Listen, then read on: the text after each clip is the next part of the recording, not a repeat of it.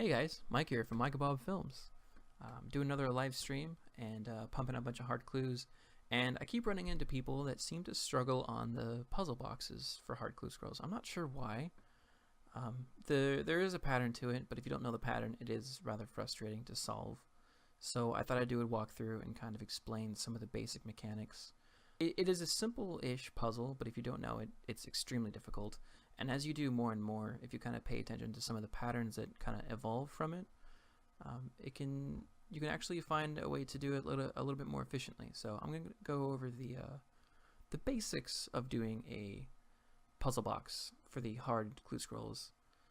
There are more advanced puzzles in the Elite and Master, and I'll probably get to those once I have more experience with them and have a little bit better guide. But for now, let's start with a basic puzzle box. So there's 6 different puzzle boxes. There's like a troll, a castle, a tree, a dragon, and a few others. You can always look up the finished product. I recommend looking at the finished product so you don't miss anything. So Google puzzle boxes. I'll put a link in the description below for puzzle box, so you can just pull them up. It'll be a little bit easier for you.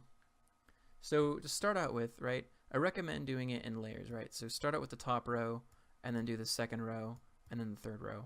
Now, once you get these 3, because it's easy enough just to move anything around as you need to. I'd start working your way left to right at this point, because there's always going to be an empty square on the bottom right over here. So start working in 2s that way, all the way over until you get to this final box. It's just a basic working guide, so I'll kind of show you what I mean. So to start out with, this top box, this over here, has already been completed. Sometimes you get lucky and a lot of the pieces are sort of already in place. I don't know if it's something with the formula on how it spawns. It randomizes more from the top left to the bottom right. The bottom right's always totally screwed up. But this one, you can see there's already a few pieces that are in place. So the top ones are done, and these 2 just need to be shifted over one, that kind of thing. So the top is complete, so I'm not going to worry about that.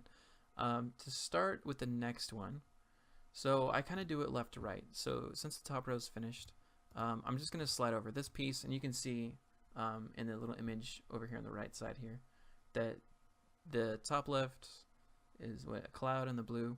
So the next piece is the kind of castle shape with a little blue line on it, and you just kind of move it to where it needs to go. The first 3 are pretty simple. You just pick out what you need, and put it where it needs to go.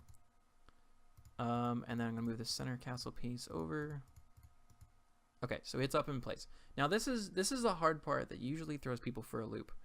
This piece is in place, and this one needs to go right up here into this box. Let's just try to move it there, and I'll kind of show you what I mean. And this is what throws everyone for a loop, right? So in order to get this box into there, I either need to go this way with it or this way with it because of my cursor. In order to get that piece in, you have to put them kind of backwards. You have to plan 2 steps ahead, and this is where it throws everyone off. So now this piece was in place, but now it's out of place. It's to the left 1.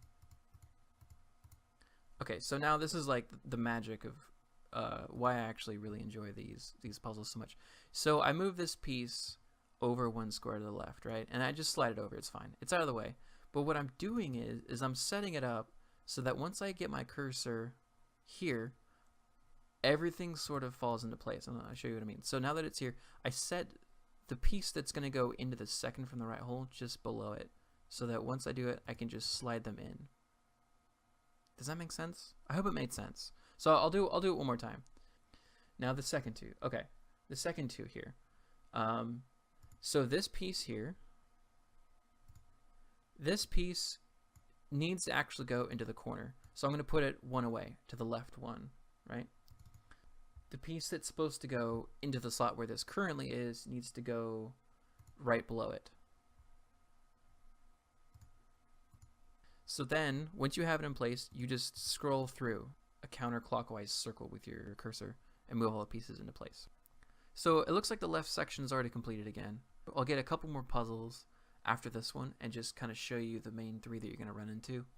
And I'll do them kind of quickly so you can kind of get an idea of how I maneuver everything into place. So, but because the first 2 are already completed, that's good for us.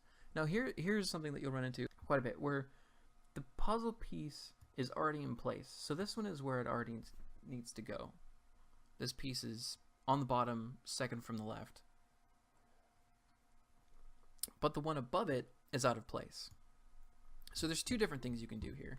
You can either move this piece just out somewhere, just get it away, and then put the other piece in its place.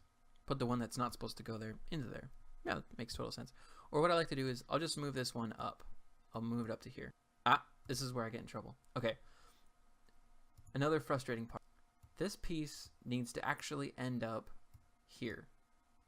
But the way that the puzzle's set up currently, if I try to do my whole trick of moving this piece to where it's not supposed to go, in order to get out, move my little black square out, I then have a backward square. Like it's not where it needs to go. So I just need to move this in a way. I just need to get this piece out of the way from where just somewhere else so I don't end up bumping into it. Okay, so now this one's moved up properly. Now I'm going to move the other piece up right next to where it's supposed to go, and then you scroll around and then they're in place. Okay, so we'll do it one more time. So this piece needs to go next to it. And see, I went that direction. Just this is the little moments where you can save some time. But it takes a lot of doing a lot of clue scrolls until you get it anyways. So this is the part that screwed me up the first time that I did it, right? So when you get to these last three, you have like a 33% chance of it being correct when you get to this final step. If it isn't correct, don't panic.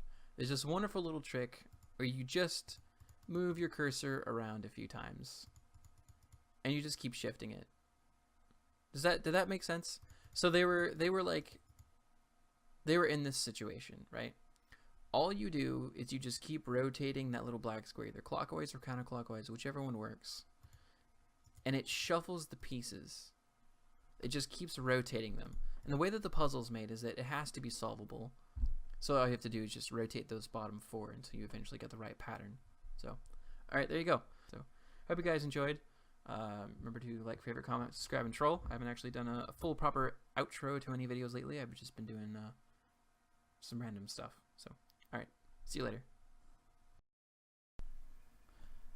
So after filming this section on stream, one of the stream viewers let me know that there actually is an overlay that you can get from OS Buddy.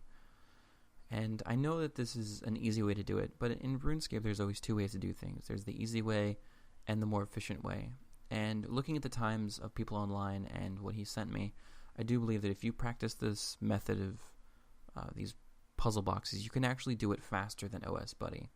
So, and it also takes away some of the fun, at least in my eyes, of having just a basic walkthrough, telling you what to do for each move of the puzzle. I think it takes away some of the reward, at least for me.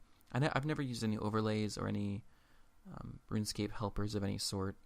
I just enjoy clicking myself and doing all the puzzles myself. So maybe I'm old school in that way, but I do think that if you do these puzzles properly, you can actually plan, like I'm doing here. I'm planning anywhere from 8 to 10 moves ahead every time. And that's just from repetition of doing these so frequently that I think you can actually do it 20 to 30% faster than OS Buddy. So just another thing I thought I'd throw in there. You guys can do it whichever way you'd like. If you like my guide, go ahead and give it a thumbs up and let me know. If you want me to do any more particular guides for anything clue scroll related, I'd be happy to do that as well. So, and I mean, OS Buddy is a decent helper for this, but I'm just not a big fan of the overlays. All right, everyone, have a good day.